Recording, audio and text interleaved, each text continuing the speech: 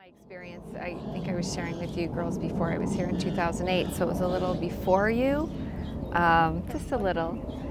But it took me a long time to figure out that I wanted an alternative path, and I came out here. There were lots of different things that were pointing me in this direction. And I just really like the way that they don't just throw a treatment at you and a blanket statement for everyone, but they look at the whole person and they try to support you through alternative therapies and the nutrition, and it's not just plopping something down in front of you going, okay, eat this. Like, it doesn't really teach you anything. So that's what I really liked about this, and the fact that when you leave, you're not truly alone, that you still carry their warmth and their caring with you, that if you needed them, they're there.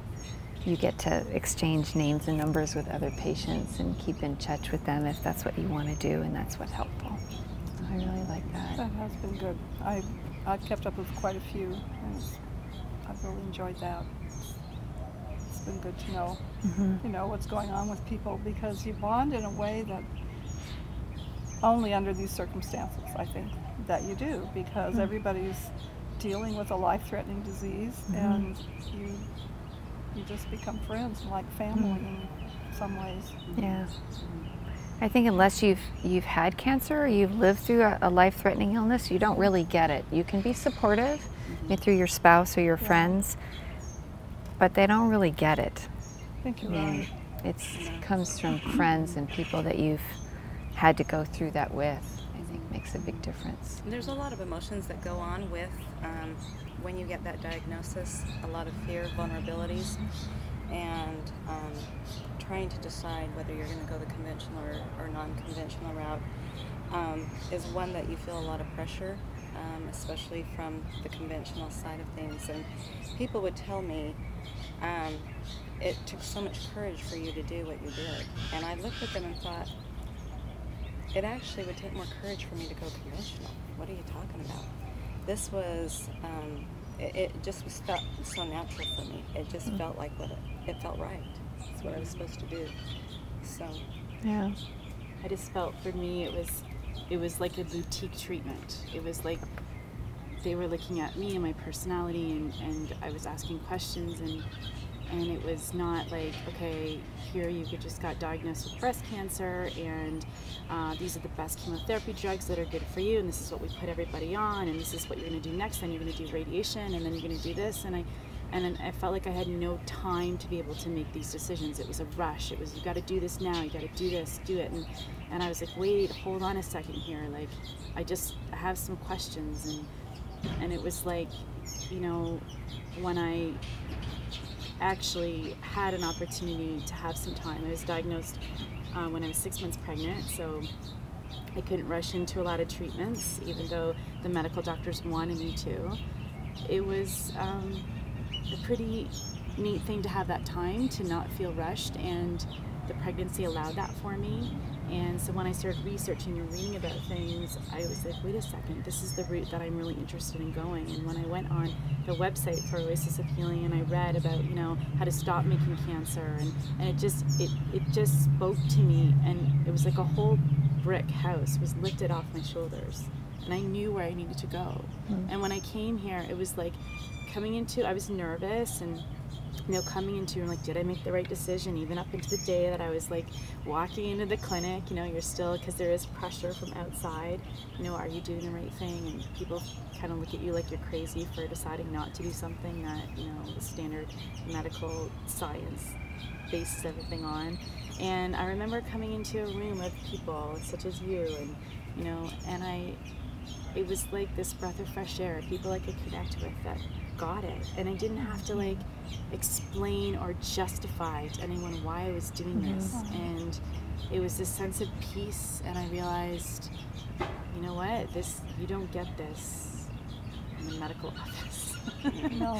And it was the right decision, and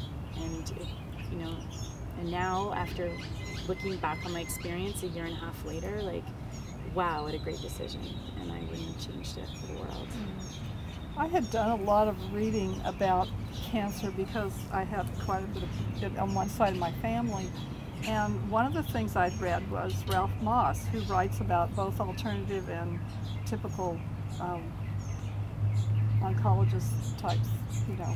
And he writes the good, the bad, the ugly about all of it. Everything he writes about has been researched.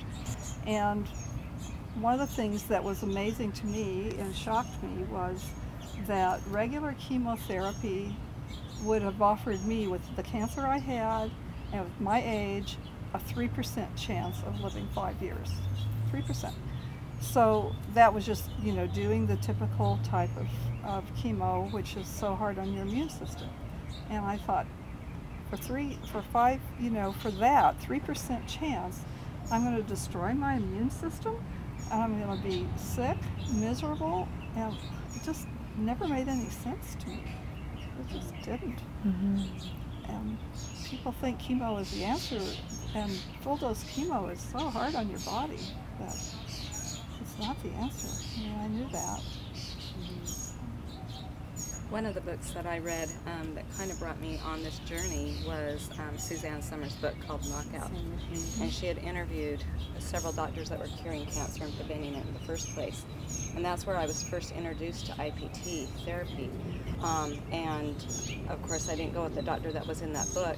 I went with Dr. Lodi instead, and more of my decision was based on the fact that this was a holistic approach. It wasn't just focusing on the chemotherapy or the IPT approach to chemotherapy, but it was building our immune system and healing every aspect of your body.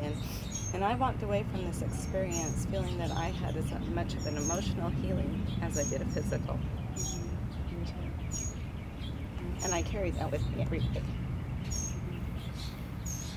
I was also very impressed by the comprehensiveness of the whole program, because I thought, you know, one thing isn't going to do it. You have to change what It's a way of life. You have to change your body chemistry by diet. You have to do many things to totally heal. And there are a lot of people who have gone through the standard therapies with breast cancer, but mine was a very aggressive breast cancer, and a lot of them that have done that have not fared well. You know, they've not necessarily with us anymore. And I think it's just, they didn't understand that sugar feeds cancer. They didn't understand the part diet plays and how certain vegetables are really anti-cancer and really help your body heal and keep from spreading the cancer. So, Yeah, I don't think that they get that from their doctors. No. I remember seeing Doctors a don't traditional oncologist, and I said, "Oh, is there anything diet related that I could do?" And Yeah. she says, and she's supposed to be one of the best in her field. She goes, "Oh, I don't know, eat more broccoli, I guess." It's like, really? right. So that's just not the way to. Discouraging, you know, Yeah. that doctors don't study nutrition and they don't learn. Mm-hmm. Actually, there was a Chinese doctor that my husband saw for something that happened with him right after I'd gotten home a couple months later. And he is, I think he's a hematologist, but they do a lot of oncology in his office. And when he found out that I had just finished with the low-dose chemo, the IPT, he was shocked at how good I looked. Mm-hmm. You know, he was saying, he was Chinese, and he was saying, our patients should have the option of doing it either way. And I said, well, talk to this doctor. You know, I don't think it ever happened, but you know, he had a different kind of mindset than doctors who've gone through the standard training in the United States or Canada. I'm really sure he did, because of being Chinese and having a respect for herbal medicine and things that are just doctors here don't know a clue about. You know, I had a lot of people ask me, well, this works so well for you, why aren't all doctors doing that? Mm-hmm. And I don't want to get really political here because we're having a really nice discussion, but the truth of the matter is that it is political and it is about the money. Yeah. And whatever the FDA doesn't deem as a cure, you can't claim it as a cure without losing your license and be thrown in jail.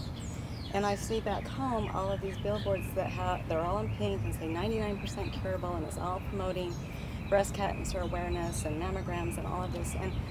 the truth of the matter is that in the last 60 years, they've only decreased cancer deaths by 5%. And that's due to early detection. But that's not a big, increase of reduction. On the reverse, with heart disease, they decreased deaths to heart disease by 64% in about the same period of time, which is a much greater statistic, I'll grant you. But the one thing that people don't realize is that curable rate that they're giving you, that's only for 5 years. That's only for 5 years. You could die 2 days after your 5-year mark, and they'd still consider you a cure for their statistics. I was 44 when I was diagnosed. 5 years was a life extension. It wasn't a cure for me. Living another 45 years will be a life cure. And that's where I'm going with that. I'm cured, and I'm cured for life. It's not going to take me out of this life.